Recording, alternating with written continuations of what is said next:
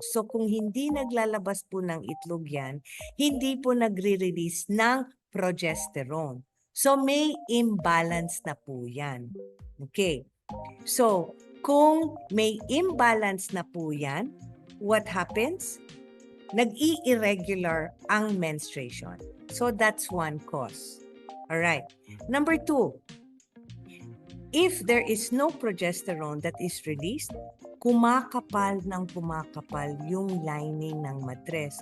So bukod doon sa irregular ang menstruation, pwedeng lumakas ang regla. That's one cause, hormonal imbalance.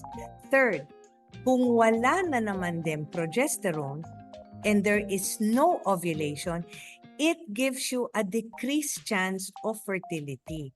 Kaya yung mga may PCOS, sinasabi nila, hindi ho ako nabubuntis kasi may PCOS.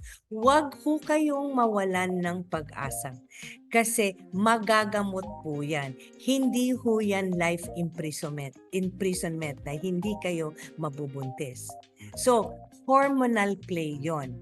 So, menstrual abnormalities, polycystic ovaries, on ovulation, decreased fertility.